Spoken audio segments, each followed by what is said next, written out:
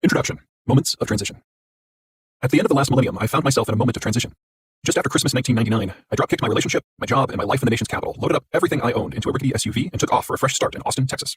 On January 10, 2000, I was a shiny new staffer at a place called Stratfor.com, at the time a media and geopolitics analysis house. My new boss was a piece of work. Matt Baker was a wiry ball of over-caffeinated angst and passion stuffed into a sharp-edged personality that oozed detailed knowledges, not opinions, knowledges, as regards Europe and Russia and China and Turkey and so on. As my recent work in DC had involved quite a bit of Europe and Russia and China and Turkey, clearly I had things to contribute. Matt and I clashed openly, vitriolically, and often. In doing so, we developed a deep mutual respect and became good friends. One night, over too many adult beverages, we discussed moments of transition of a less personal and more global type.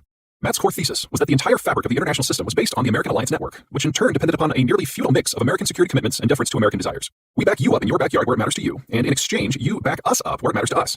Challenges from the Allies had started to pop up after the Berlin Wall fell, triply so as many of the Allies sensed the end of history with the 1990s Russian collapse, and disdained the screwiness of American foreign policy in places like Kosovo and Iraq. Matt's contention was that as the fear of nuclear Armageddon faded from memory into history, the Americans would have a harder time holding the Allies together.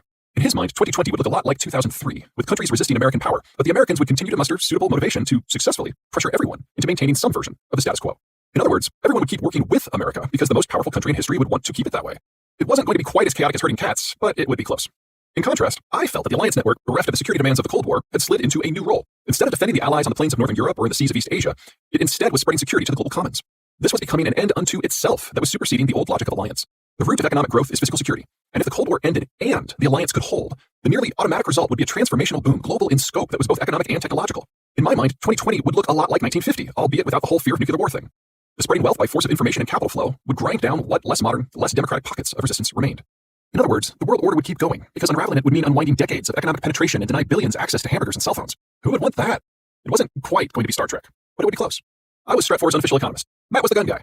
Most of our friction came from arguing over the power of the checkbook versus the power of Smith & Wesson. Yet, so did our greatest collaborations. After a bunch of backing and forthing and what-ifing and puzzling over oddly colored mixers, Matt asked point blank, so what happens to my suitable motivation and your transformational boom when the Americans change their minds about their alliance? No alliance system can last without a common threat. As the night's seventh drink soaked in, we both hummed as we contemplated the dark, horrifying possibility that we might both be wrong. I'm pretty sure we cracked the code a few minutes later, but our mutual blackouts robbed us of the pertinent knowledge. Instead, as often was the case with Matt, I was left with more questions than answers. Ever since, both at Stratfor and beyond, my professional life has been about building up enough understandings to close out that long-ago conversation. Disunited Nations, nearly 20 years in the making, is my best shot. Disunited Nations is about what happens when major powers decide they are better off competing instead of cooperating. It is a book about what happens when the global order isn't just falling apart, but when many leaders feel their country will be better off tearing it down. We're going to look at the rise of Trump and leaders like him. We're going to think through Saudi Arabia and Iran's competition to rule or misrule the Middle East. We're going to look at how we match farmers to hungry mouths, minerals to manufacturing, oil to gas tanks. Through these stories, we're going to keep two big ideas in mind. The first is that geography might not be destiny, but it is damn close. It is the biggest factor in determining how we act and how we live and fundamentally who we are. Live in a desert and bam, you're going to fight to protect what little you have. Live on a coast and bam, you're going to eat a lot of foreign food. Live in a dense urban area and bam, you're probably not going to have an issue with Tongans, Thais, Tunisians, or transvestites. Live in the mountains and bam, you're going to be a bit persnickety when folks from other regions roll through. As we were geographers at heart, in this Matt and I were in complete agreement. Most of us consistently misread economies and conflicts because we don't take geography into account. It's so clear that we are not like the next town over, and city folk are not like country folk, but when we start trying to explain the world, geography often slips our mind.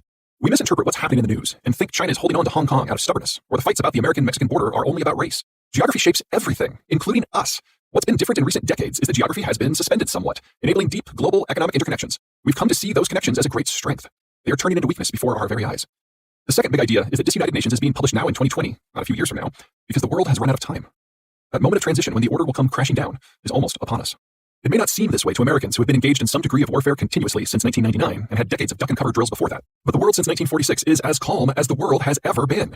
In creating their anti-Soviet Cold War alliance, the Americans by hook, crook, carrot, and stick brought every significant power of the past 5 centuries together under a single banner. Norway, Sweden, Spain, Portugal, France, Germany, the Netherlands, Italy, Greece, Turkey, Iran, Japan, China, all of them and more allied in various degrees of formality against the Soviet Union. If they were to be fighting the Soviets, it wouldn't be particularly productive if they were also fighting one another.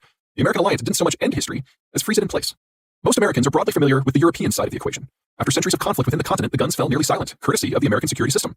But the impact on Asia was even bigger. China and India did not have a single century in the past 2 millennia when they were not at war with themselves or under assault from a foreign power. Instead, from the American-enforced end of British colonial rule in India in the late 1940s, and China's joining of the American-led alliance against the Soviets in the 1970s, the two have had the most security and wealth in their long histories. As the decades rolled on, the Soviets ran out of gas. The American network expanded deep into the non-aligned countries of the developing world and the former Soviet Empire. But the Americans never adapted their overall strategies to a post-Cold War world, and so never built a case at home or abroad for their alliance in a world without the Soviet Union. It turns out, both to the detriment of Matt's and my own pet theories, the 1990s and the 2000s were less a moment of transition and more a world on autopilot, with an old security strategy enabling some gangbusters growth. That gangbusters growth is what most of us think of as normal. It is not. It is nothing more than a moment in time made possible by some strategic inertia. But now Matt's suitable motivation is over. The Americans have changed their mind about their alliance and have turned sharply more insular. There is no effort to ride herd. The W. Bush administration abused the Allies. The Obama administration ignored the Allies. And the Trump administration insulted the Allies. And so America's list of allies has shrunk from nearly everyone to the potentially useful, to the obviously useful, to the obviously loyal, to those with little choice. In a world without America, the questions become, who will still benefit from some lingering connection to the Americans? And who can go it alone? My transformational boom is over as well. Without the global security the Americans guaranteed, global trade and global energy flows cannot continue. 7 decades worth of global industrialization and modernization are not simply at risk. The very pillars of civilization are cracking. In a world without stability, the questions become, who was most dependent upon the world that was and so will fall? And who was most restrained by the old order and so will soar? The world we know is collapsing. Entire countries are watching in horror as what makes them possible. Global access, imported energy, foreign markets, American troops, slips through their fingers. For many, there just isn't enough access or energy or markets or security for them to maintain what they have, much less grow. In a world of want, the questions become, what do countries need to survive in a scrambled world? Who will shoot to get what they need? And who gets shot at? Not all competitions and scarcities are created equal. Nearly all food is dependent upon global trade, whether in the form of imported inputs or the foodstuffs themselves. For decades, the world's experiences with famine have been crises of distribution, the inability to match foods with mouths. Global breakdown guts food supply itself. The security concerns of the past 2 decades were largely limited to terrorism. But the tools necessary to counter terror are radically different from those needed to protect agricultural supply chains. Fewer door-to-door manhunts, more beyond-the-horizon naval patrols. In a world of different scarcities and different tools, the questions become, where will trade patterns hold and where will they collapse?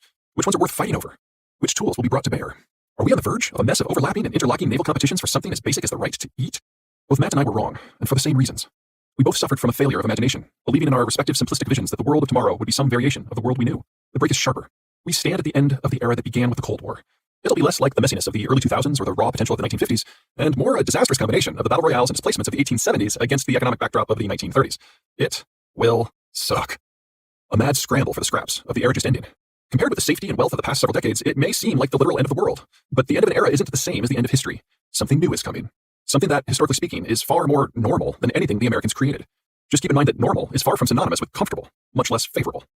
Disunited Nations is my effort to sketch out that normal future, to answer these questions and more, to identify the countries that will rise to dominate the human condition and perhaps provide a glimpse as to what that condition will be, both in the time during and after this moment of transition. In the pages that follow, I'm going to argue that thinking the future will look more like the year 2000 than the year 1900 has negative effects in almost every sphere of our lives. On a grand scale, many of us are betting on the wrong horses. France will lead the new Europe, not Germany. We should be worried about Saudi Arabia, not Iran. We should be thinking about how to remedy mass starvation in China, not counter its military and economic clout. As we look at how each country has benefited from the order and what each brings to the table in a new world, these conclusions will seem obvious, rather than controversial. In chapters 1 through 4, we'll take a whirlwind tour of the past and present, the various epochs of history, combined with a quick and dirty review of how to run a global empire and what makes countries tick. Chapters 5 through 13 are dedicated to the major powers, both those